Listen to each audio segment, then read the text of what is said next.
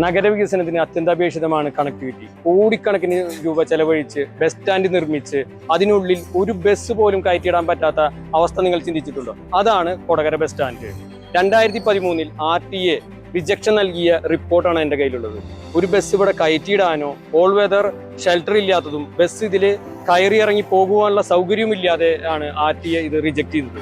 അവരുടെ റിപ്പോർട്ടിൽ ഇതൊരു ബസ് സ്റ്റാൻഡ് പോലുമല്ല. വെള്ളിക്കുളങ്ങര, കനകമല, മനക്കുളങ്ങര, നെല്ലായി, പേരാമ്പ്ര തുടങ്ങി ഒട്ടനവധി ഉൾപ്രദേശങ്ങളിൽ നിന്നുള്ള സാധാരണക്കാരായ ജനങ്ങൾ വിപണനത്തിനും ജോലിക്കുമായി പഴയകാലം മുതൽ ആശ്രയിച്ചിരുന്ന ഒരു പ്രധാന കേന്ദ്രമാണ് കൊടകര. കൃത്യമായ പഞ്ചായത്ത് ഭരണസമിതി ഏതെങ്കിലും ഒരു കാലഘട്ടത്തിൽ കൊടകരയിൽ ഉണ്ടായിരുന്നെങ്കിൽ ചാലക്കുടിയേക്കാളും ഇരിങ്ങാലക്കുടയേക്കാളും മനോഹരമാക്കുവാൻ സാധ്യമായിരുന്ന ഒരു നഗരമാണ് കൊടകര. ശരിയായ രീതിയിൽ ഒരു ബസ് സ്റ്റാൻഡ് വന്നാൽ എല്ലാ ദിശയിലേക്കും കണക്ടിവിറ്റിയുള്ള വലിയൊരു വ്യാപാര കേന്ദ്രമാക്കി കൊടകരയെ മാറ്റാൻ സാധിക്കും. കൊടകരയുടെ വികസനം മുന്നിൽ കണ്ട് 2001 56 സെന്റ് സ്ഥലം വന്ന് 25 ലക്ഷം രൂപയ്ക്ക് ബസ് സ്റ്റാൻഡ് നിർമ്മിക്കാൻ വാങ്ങുകയും 2010 1 കോടി രൂപയോളം ചെലവിട്ട് പണി പൂർത്തീകരിക്കുകയും ചെയ്തു.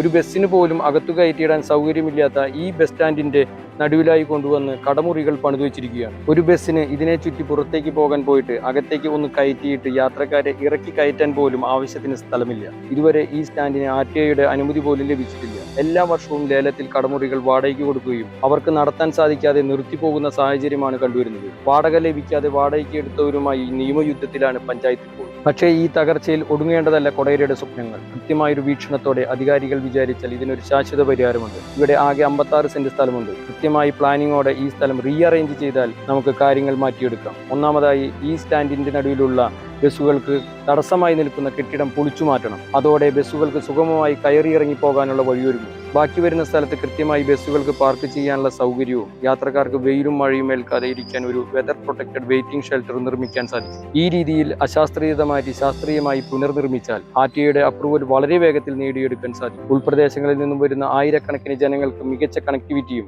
കൊടകരയ്ക്ക് ഒരു വലിയ ബിസിനസ് മാർക്കറ്റായി മാറാനുള്ള വൻ കുതിപ്പും ഇതിലൂടെ സാധ്യമാകും. നമുക്ക് ആകെ വേണ്ടത് ഒന്നു മാത്രം: അധികാരികളുടെ ഭാഗത്തു നിന്നുള്ള നല്ലൊരു വീക്ഷണവും ആത്മാർത്ഥമായ തീരുമാനവും.